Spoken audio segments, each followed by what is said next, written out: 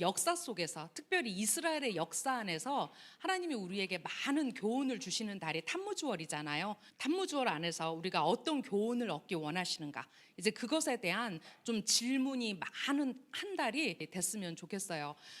오늘 제가 여러분하고 어떤 얘기를 나눌 거냐면 여로보암의 죄에 대해서 좀 나눌 거예요. 오늘 우리가 너무나 중요한 쉘라흐에 대한 이제 파라샤트 공부를 했는데, 여러분, 어떤 목사님이 저한테 그러셨어요. 저한테 어떤 얘기를 하냐면 큰일 났다, 큰일 났어 이래요. 그래서 뭐가 큰일 났는데요, 한국교회가 큰일 났다 이러시는 거예요. 그래서 한국교회 큰일 났죠. 하지만 하나님의 한국교회 그 하나님의 은혜를 닫지 않고 계시다고, 계속해서 열고 계시다고 제가 그 얘기를 했어요. 이스라엘 아카데미가 더 많이 티칭을 하고 더 많이 가르쳐 줬으면 좋겠대요. 근데 어떡하지? 나는 아직도 금요일, 토요일, 일요일에 갇혀 있어.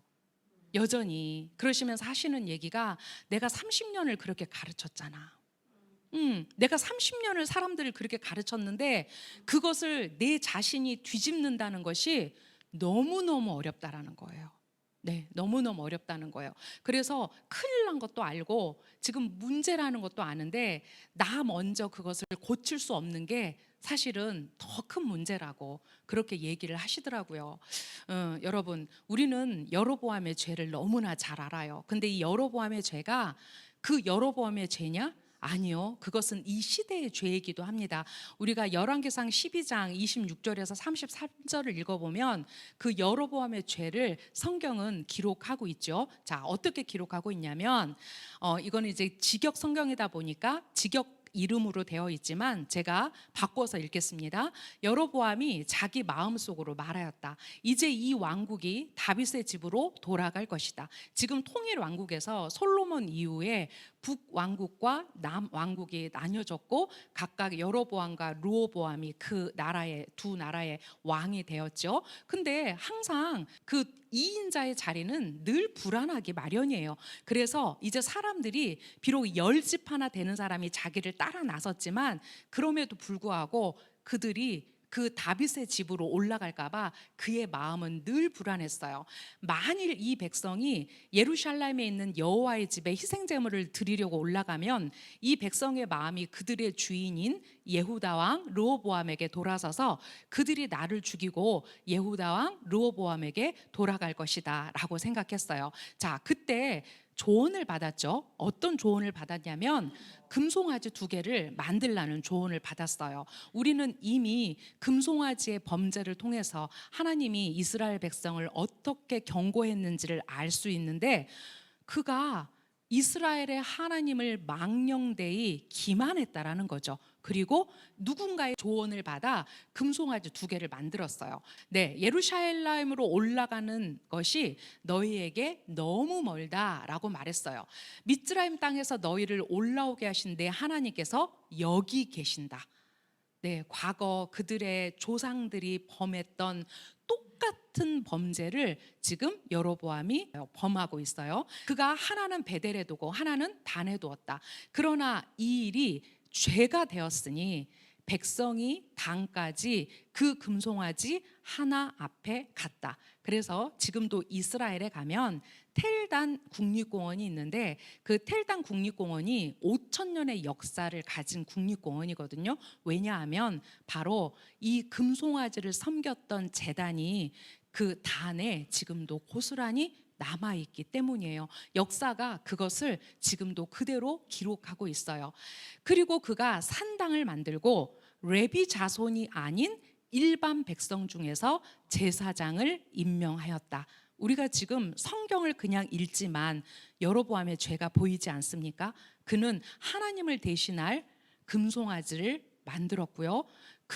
그들의 정신적이고 실제적인 고향인 성전이 있는 예루살렘으로 백성들을 올라가지 못하게 했고요. 게다가 레비 자손이 아닌 사람들 중에서, 일반 백성들 중에서 제사장을 임명했다라는 거예요. 자, 또 하나의 죄가 있죠. 여로보암이 8째 달 15일을 예후다에 있는 명절처럼 명절로 만들고 라는 표현입니다. 자, 무엇을 변개했습니까? 하나님의 모아딤 하나님의 시간을 변개했습니다. 우리가 언제가 티슈레이고 언제가 니산월인지를 알 수 있는 명확한 근거가 어디에 있다고요? 성경 타나크에 있다고요. 유월절은 니산월 14일이에요. 그 유월절을 변개할 수 없어요. 자, 욤테루와 그 티슈레이의 시작이 언제예요? 티슈레이 1일이에요. 그리고 그 기점에서부터 이제 수콕과 이렇게 대속제일의 시간이 그 안에 있는데, 자, 날짜를 어떻게 바꿨어요? 여덟째 달 15일을 예후다에 있는 명절처럼 명절로 만들었다라는 거예요. 한 사람이 지을 수 있는 모든 범죄를 여로보암은 전부 다 범했어요. 장소를 옮겼죠. 날짜를 변개했죠. 하나님이 아닌 우상을 섬기게 했어요. 그리고 어떤 일을 했을까요? 여덟째 달 15일을 예후다에 있는 명절처럼 명절로 만들고 자기가 베델에 똑같이 만든 송아지들에게 제사 드리기 위해 그 제단 위로 올라갔다라는 거예요. 왕이 제사를 지내러 제단 위로 올라갔어요. 그리고 자기가 임명한 산당들의 제사장들을 베델에서 세웠어요. 그는 자신이 혼자서 궁리하여 여덟째 달 15일에 베델에 만든 제단 위로 올라갔다. 그가 이스라엘 자손을 위하여 명절을 만들고 분향하려고 그 제단 위로 올라갔다. 그가 뭐가 돼 버렸어요? 제사장이 된 거죠. 네, 여러분, 이 여로보암의 죄를 하나님은 어떻게 기억하고 계셨냐면, 그 여로보암의 아들 아비야가 병에 걸리죠. 그래서 그 아내가 변장을 하고 그 선지자 아이야에게 어떻게 아들을 살릴 수 있는 것을 묻기 위해서 올라가는 얘기가 열왕기상 14장에 나옵니다. 아이야가 야르보암의 아내에게 말하기를 하면서 이렇게 말해요. 보라, 그러므로 내가 여로보암의 집에 악을 가져다 주어 여로보암의 남자는 이스라엘에서 매인 자나 풀린 자나 내가 멸절시킬 것이다. 그리고 사람이 똥을 완전히 제거하듯 여로보암의 집을 제거할 것이다. 그 성에서 여로보암의 죽은 자는 개들이 먹을 것이고 들에서 죽은 자는 하늘의 새들이 먹을 것이다. 참으로 나 아도나이가 말한다. 그는 여로보암이 지은 죄들과 여로보암이 이스라엘을 죄짓게 한 죄들 때문에 이스라엘을 버리실 것이요 라고 아이야가 그 여로보암의 아내에게 말하고 있습니다. 여러분, 오늘 우리가 셜라우를 통해서 우리에게 주는 교훈이 무엇이었을까요?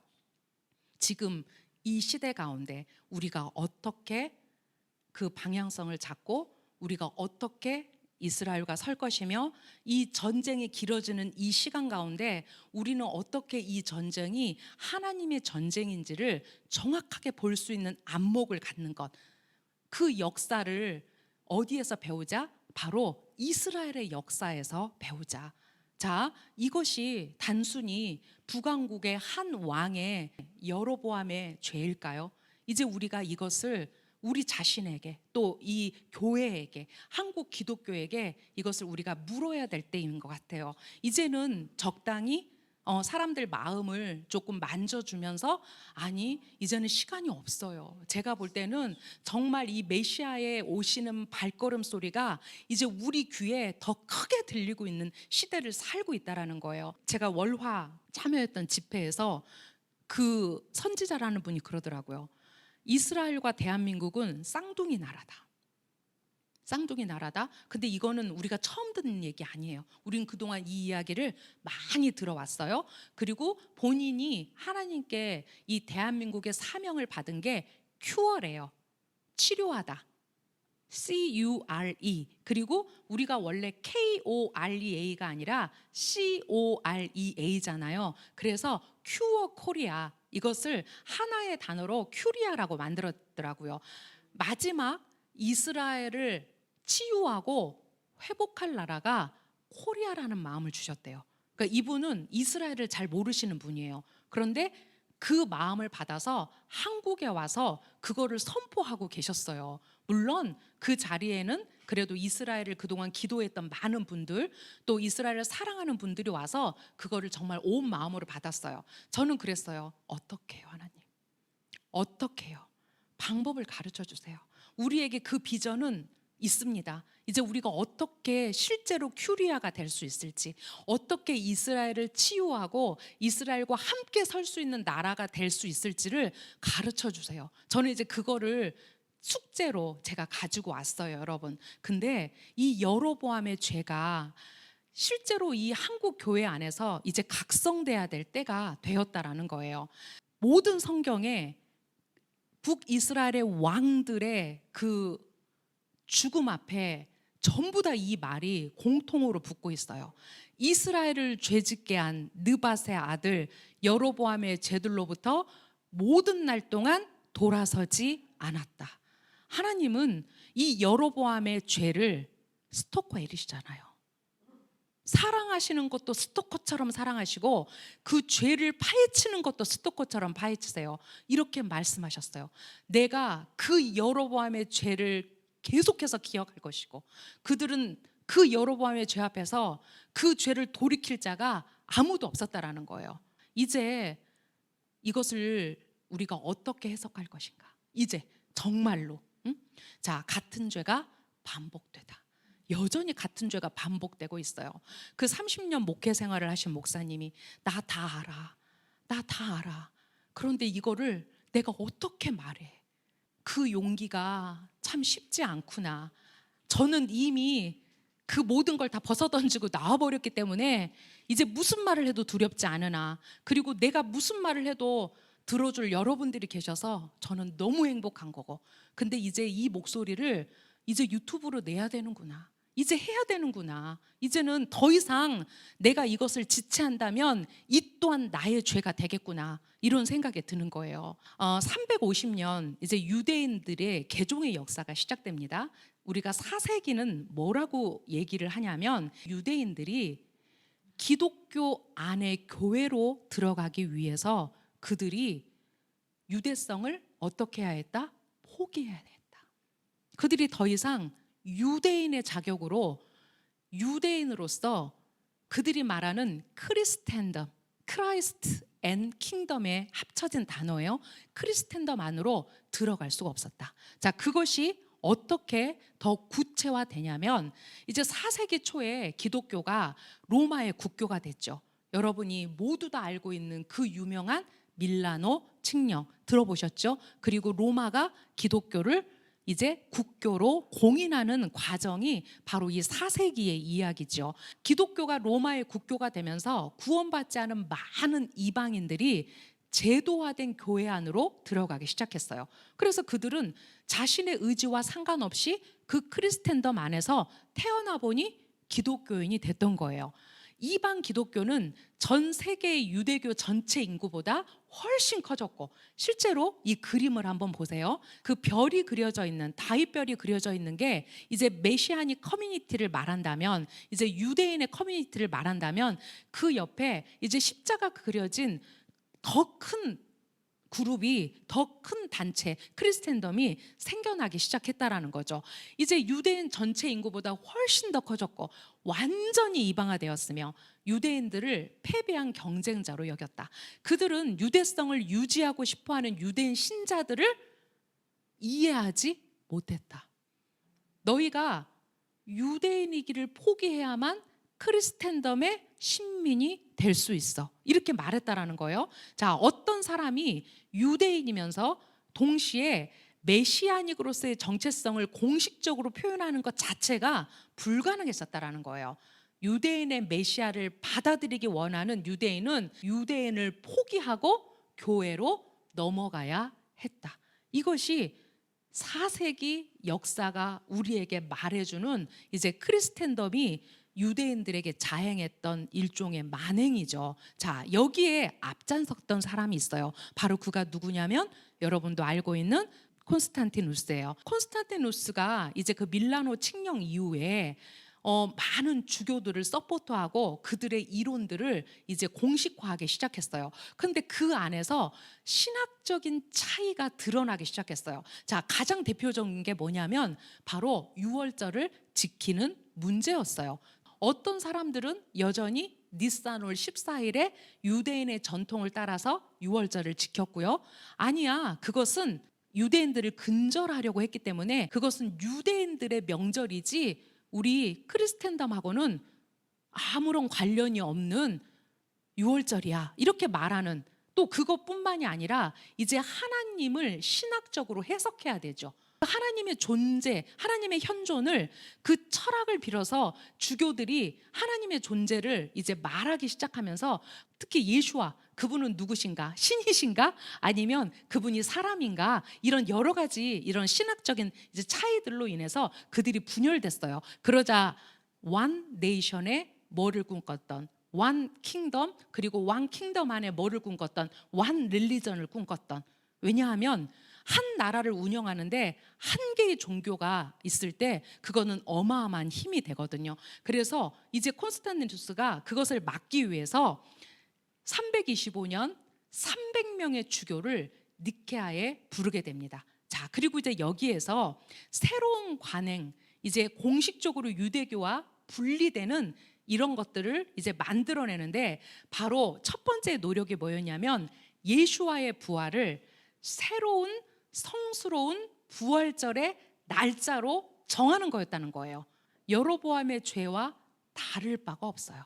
하나님의 시간을 변개했다라는 거예요. 자, 이날은 예수와가 실제로 죽고 무덤에서 부활한 날짜인 유월절의 성경적 날짜와 완전히 다르다. 이게 중요한 게 아니에요, 여러분. 지금 오늘날의 크리스찬리티가 바로 이 전통을 여전히 따르고 있다라는 거예요. 자, 어느 날로 정했을까요? 초기 교회는 유월절을 기준으로 부활절을 지켰다. 맞아요. 처음에는 니산월 14일에 유월절을 지켰어요. 그러나 4세기에 접어들면서 이제 부활절을 언제 지켜야 할지에 관한 의견 충돌이 생겼어요. 부활절을 히브리력의 유월절에 따라 정해야 한다는 지역 교회들과 이에 반대하는 지역 교회들 간의 대립은 결국 니케아 공회에서 어떤 결정을 하게 만들었냐면, 여러분이 다 아는 얘기예요. 부활절 보름달, 즉 당시 춘분이었던 3월 21일이 춘분이었는데, 이 춘분을 기점으로 첫 보름달이 뜨는 그 일요일을 부활절로 정했다라는 거예요. 그러다 보니까 올해 2024년은 큰 해프닝이 있었죠.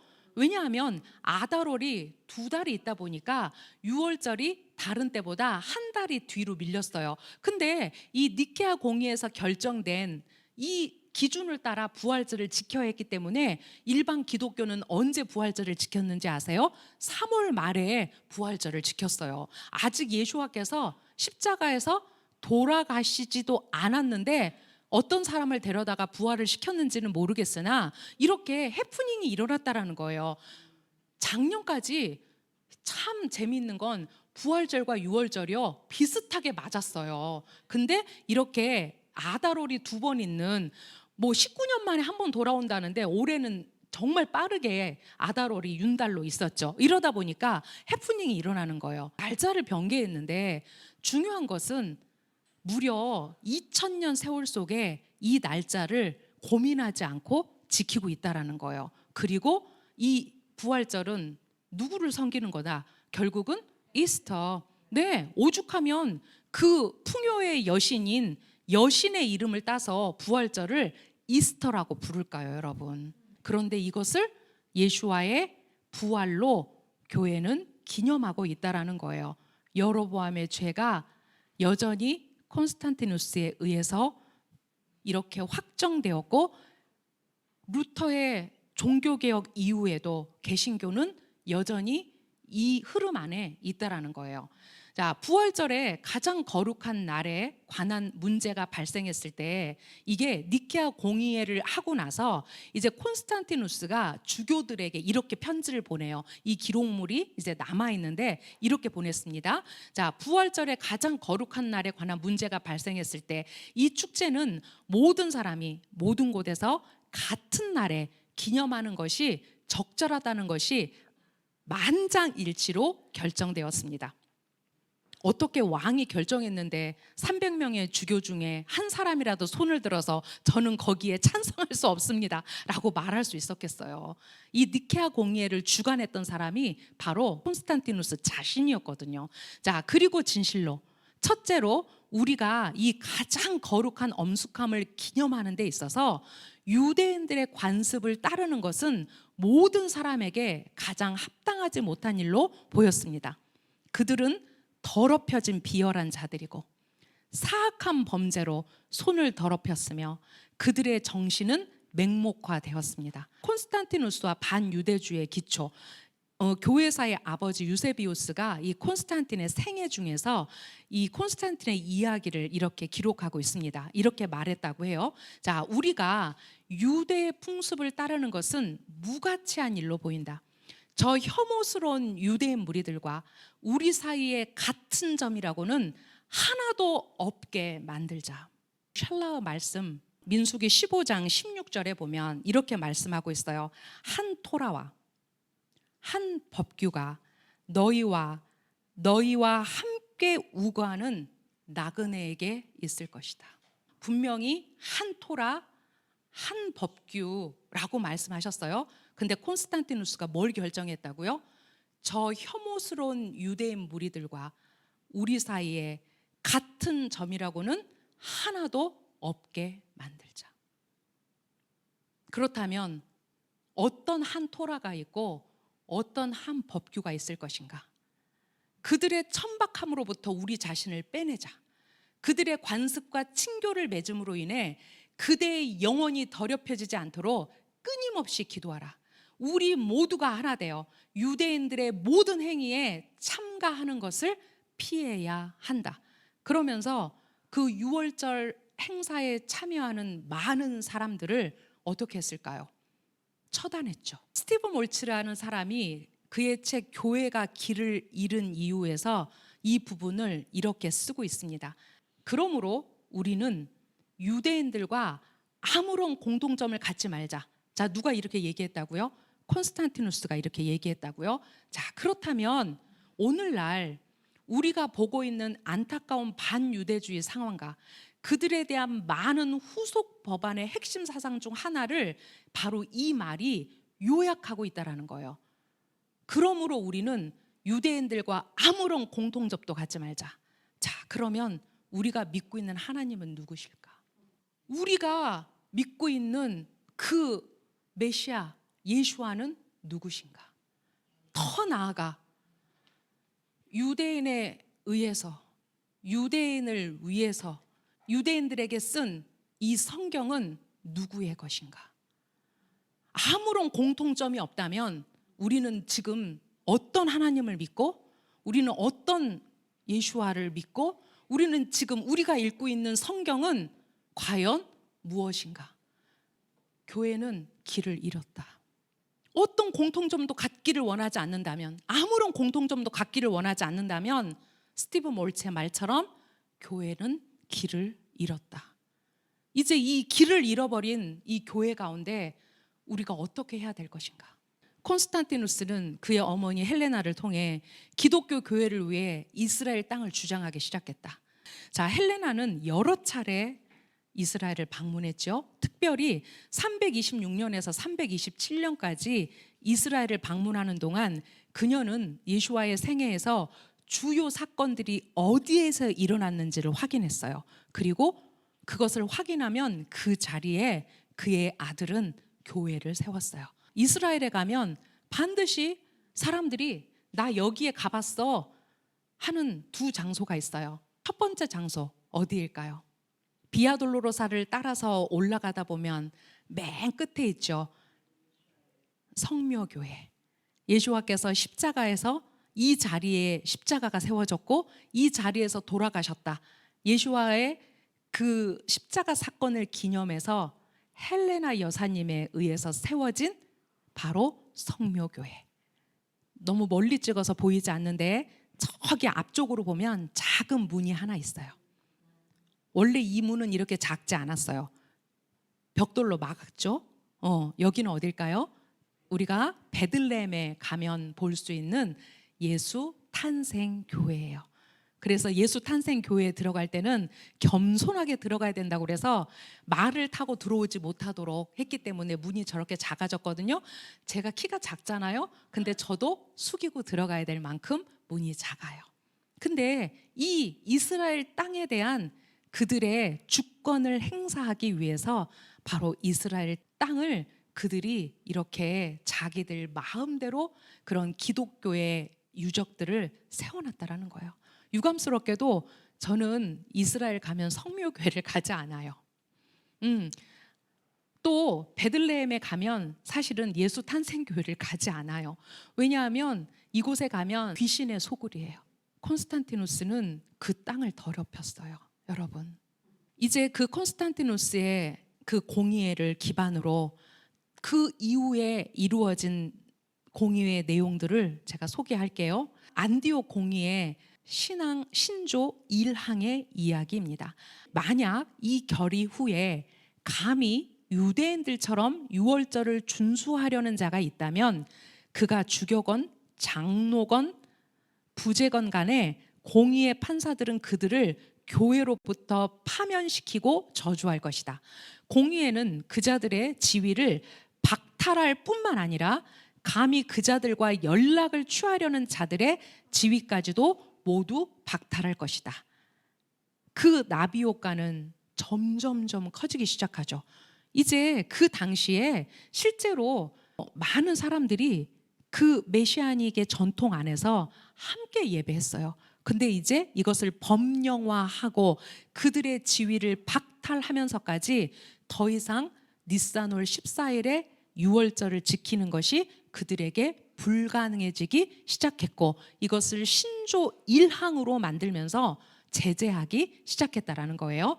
라오디게아 공의에 교회법 29조가 있어요. 그리스도인들은 안식일에 쉬는 것으로 유대화해서는 안 되며 오히려 그날에 일해야 하며 오히려 주일을 존중해야 한다. 그리고 가능하다면 그리스도인으로서 쉬십시오. 그러나 어떤 사람이 유대교인으로 밝혀지면 그들은 그리스도에게서 저주를 받을 것이다. 그런데 이제 그들이 뭘 지킨다면 샤밧을 지킨다면 그리스도에게서 저주를 받을 것이다. 유감스럽게도 마태복음에서 예수와는 뭐라고 하세요? 나는 샤밧의 주인이다. 이렇게 말씀하세요. 근데 샤밧의 주인이신 그분께서 샤밧을 지키는 사람들을 저주하실까요? 이것이 이렇게 법령화되기 시작했다는 거예요. 이제 한 번 시간을 변개하는 건 어렵지 않아요. 이제 거기에 하나씩 덧붙여져서 하나님의 시간이 통째로 흔들리기 시작하는 거예요. 우리는 이 콘스탄티노플 교회의 강요 고백문을 잘 알고 있습니다. 크리스텐덤이 만들어 놓은 교회 안으로 들어가기 위해서 많은 유대인들이 그들의 유대인임을 포기하고 이런 강요 고백문을 강제로 읽으면서 그들이 교회 안으로 들어가야 했죠. 나는 모든 관습과 의식, 율법주의, 무교병, 히브리인들의 양의 제사, 그리고 히브리인들의 모든 절기들, 희생제물, 기도, 정결례, 성결과 화목제, 금식, 월삭과 안식일, 유대적 미신, 찬송과 영창, 예식 준수와 회당, 그리고 히브리인들의 음식과 음료를 포기합니다. 나는 유대인의 모든 것, 모든 율법, 종교 의식 및 관습을 절대적으로 포기합니다. 그리고 만약에 이후에 내가 이를 부인하고 다시 유대인의 미신적 행위를 하거나 유대인들과 함께 먹거나 그들과 함께 금식하거나 그들과 함께 공개적으로 논쟁하거나 그들의 헛된 믿음을 정죄하는 대신 은밀하게 기독교의 믿음에 대해 비난하거나 이야기한다면 가인의 두려움과 게하시의 문둥병이 내게 닥칠 것이며 또한 내가 인정한 법적인 처벌을 마땅히 받겠습니다. 게하시의 문둥병 왜 걸렸는지 아시죠? 그리고 오는 세상에서도 나는 저주를 받아 내 영혼이 사탄과 마귀들과 함께 앉게 될 것입니다. 여러분, 이 고백문을 그들이 자신들의 입으로 선포하고 그 크리스텐덤이 만들어 놓은 크리스찬이티 안으로 들어갔던 것이 바로 이 기독교의 역사에서 씻을 수 없는 과오입니다. 지금 우리는 그 4세기에 만들어진 니케아 공의에서 만들어진 그 교리 위에 21세기를 살아가는 오늘날의 기독교가 있습니다. 여전히 하나님의 시간은 변개되었고, 여전히 예수와를 통해서 그 문을 열어놓으신 그 이스라엘은 우리에게 너무 먼 나라가 되어버렸습니다. 그 이스라엘의 진통 앞에 그 가짜 선동주의에 우리의 귀가 모두 쏠려 있는 이 시대 가운데 과연 우리는 어디에서부터 바로 잡아야 될까? 저는 그 30년 목회 생활에서 내가 다 알지만 말할 수 없어 라고 말한 그 목사님의 마음을 모르는 바 아닙니다. 자신을 버리지 않으면, 자신의 아성을 버리지 않으면 그것은 절대로 버릴 수 없는 그분의 이미 삶이 되어버렸습니다. 어떻게 할까요? 어떻게 할까요? 이제 우리가 말해야 됩니다.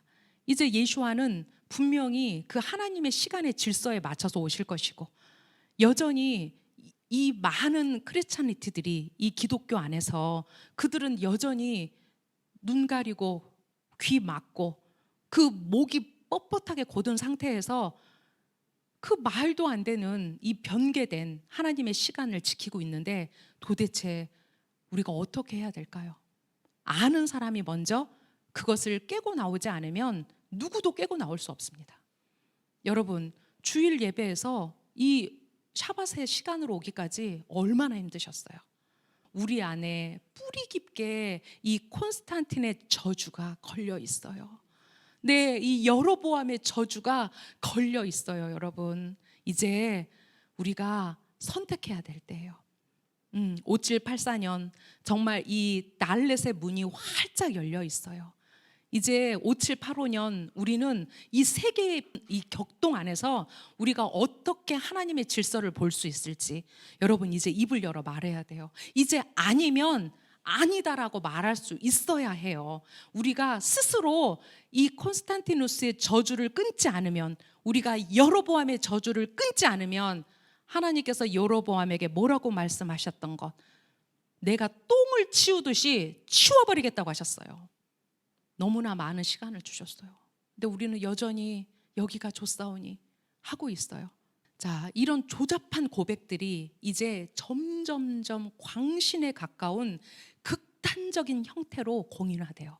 그 이후에 교회 공의회에서 만들어진 것들은요, 정말 차마 과연 이런 것들이까지 할 정도로 이제 그 유대성을 없애기 위해서 그들이 몸부림쳤다라는 것을 알 수 있어요. 유대인들에 대한 이런 이방인들의 혐오가 이제 점점점 커지죠. 우리는 십자군 전쟁을 통해서 얼마나 많은 유대인들이 죽었는지를 알아요. 예루살렘 탈환의 목적이 뭐였어요? 바로 면죄부였어요. 그래서 그 예루살렘을 탈환하러 많은 사람들이 고위 신분에 있는 사람들부터 정말 거렁뱅이까지 다 모일 수 있었던 거, 그렇게 많은 사람이 그 예루살렘까지 갈 수 있었던 것은 그게 바로 그들의 면죄부였기 때문이에요. 유대인들이 돈이 많았죠. 그래서 그들의 채권자 채무자 관계에서 이제 그 유대인들만 죽이면 나는 더 이상 빚이 없게 만들어줬어요, 유럽 사회가. 그런 일들을 자행하면서 십자군 전쟁을 떠난 거예요. 종교 재판, 많은 유대인들이 화형당했죠. 왜? 그들은 여전히 그들의 전통 안에서 하나님이 주신 그 한 법을 고수해야 했기 때문에 마녀 사냥 당했어요. 포그롬, 그 러시아에서 얼마나 많은 유대인들이 죽임을 당했는지, 또 그들이 쫓겨났는지, 그리고 이것은 이제 유대인 멸절, 나치, 독일로까지 이어지는 사건이 되었어요. 그 뿌려놓은 씨가, 그 작은 나비의 날개짓 하나가 어디까지 인간을 악하게 만들었는지 우리는 그것을 역사 속에서 다 찾아볼 수 있다는 거예요. 우리가 유대인의 역사 안에서, 과거의 역사 안에서 지금 현재를 볼 줄 알아야 해요. 네, 창세기 17장 7절에서 8절이 이렇게 말합니다. 내가 너와 내 후손에게 하나님이 되려고 나와 너 사이에 내 언약을 세우리니 대대로 내 후손에게 영원한 언약으로 세울 것이다. 그리고 나는 너와 내 후손에게 내가 우거하는 땅 곧 크나안 온 땅을 영원한 소유로 주고 그들의 하나님이 될 것이다. 제가 말씀드렸죠. 지금 21세기 그 이스라엘의 청년들은 그 조상들이 이루지 못한 그 아자 땅을 차지하기 위해서 오늘날 싸우고 있다. 그렇게 많은 청년들이 그 목숨을 잃어가면서 이제 그 유다 지파에게 주셨던 그 예후다 지파의 땅, 왜 예슈아의 마지막 그 이름, 그 아인, 아자, 그 땅을 찾기 위한 그 싸움이 그 땅에서 이제 막판 치러지고 있어요. 여러분, 이 약속은 변치 않아요. 만약에 이 약속이 변한다면 그분은 하나님이 아니세요. 하나님께서 맹세로 보증하신 아브라함 언약이 무효라면 우리 각자에게 어떤 소망이 있습니까? 없죠. 아브라함의 언약은 영원히 유효하고 하나님의 맹세는 누구를 보증으로 하신 맹세다? 자기 자신을 보증으로 한 맹세다. 아브라함을 재우시고 하나님이 그 횃불 언약을 맺으실 때 어떻게 하셨어요? 자신이 홀로 그 맹세를 맺으셨어요. 그 보증의 언약의 주체가 누구세요? 하나님이세요. 이 언약은 영원합니다. 마지막으로 에레미야 31장 35절에서 36절 그 언약의 영원함을 이렇게 말씀하시죠. 아도나이께서 이렇게 말씀하셨다. 해를 나의 빛으로 주고 달과 별들의 규례들을 밤의 빛으로 주며 바다를 흔들어 그 파도들로 노하게 하는 자, 그의 이름은 만군의 아도나이다. 만일 이 규례들이 내 앞에서 떠나면 아도나이의 말씀, 이스라엘 자손도 그 모든 날 동안 내 앞에서 나라가 되지 못할 것이다. 역설의 역설. 이 역설적인 말씀 안에 그 해와 달과 그 하나님이 만들어 놓으신 온 우주 만물의 질서가 영원하다면 그 이스라엘 그 땅에 나의 언약 또한 영원하다. 네, 우리가 이 하나님의 말씀의 교훈을 모른다면 우리는 너무나 불쌍한 사람들이 되는 거예요, 여러분. 이제 한국 교회가 큐리아가 되려면 정말 한국 교회가 마지막 그 이스라엘과 함께하는 치유의 나라가 되려면 그 예수와께서 우리에게 주신 그 문을 열고 이스라엘 연방 왕국으로 들어가야 해요. 무브먼트로는 그들은 반응하지 않습니다. 정말 우리의 진심 안에서 우리가 그 복음의 빚진 자들로 그 땅에 섰을 때 그들이 우리의 마음을 안다고요. 이제 이스라엘 아카데미가 더욱더 이 일을 할 거예요. 저는 월간 샤bat 정말 하나님이 우리에게 주신 최고의 선물이다. 하나님의 시간을 알릴 수 있는 최고의 선물이다. 이것이 사람들의 손에 가서 이제 그들의 인생을 바꿀 수 있고 하나님을 경외하고 사랑하는 자들은 순전함 안에서 질서를 찾아간다. 하나님의 시간을 찾아간다. 왜? 샬라의 말씀을 통해서 나는 유대인들 뿐만 아니라 너희와 함께하는 나그네들인 그 이방인들에게 무엇을 주었다? 한 토라, 한 규례를 주었다. 네, 우리가 한 하나님, 한 마시아, 하나의 킹덤, 그 에하드로 들어가는 것은 바로 그 한 토라, 한 미슈파팀 안으로 들어가는 것이다. 그래서 우리가 얼마나 복된 자들인가, 이 하나님의 시세를 알고 이제 이 전쟁 안에서 우리가 이것이 어떤 전쟁인지를 알고 우리가 우리 입술에 이스라엘을 향한 라쇼나라를 담지 않는 것, 우리가 잠잠히 하나님이 하실 일을 기대하면서 우리가 오늘도 암 이스라엘 하이, 이제 이스라엘은 영원히 살아있다, 이것을 우리가 선포하는 자들인 우리가 얼마나 복된 자들인가. 네, 우리 영원히 이스라엘과 함께 할 겁니다. 우리가 이 전쟁이 끝났을 때 그 밀려오는 반유대주의 앞에서 우리는 반유대주의를 반대합니다. 우리는 이스라엘과 영원히 함께 설 것입니다라고 말하는 자들이 될 것입니다. 그러니까 저는 그거예요. 맞아요. 바로 그거예요. 맞아요. 이제는 여러분이 하나님의 시간을 인식하십시오. 우리가 왜 여로보암도 그렇고 왜 콘스탄티누스도 그렇고 왜 그들이 하나님이 죄라고 말씀하신 그 시간을 변개하기 시작했을까?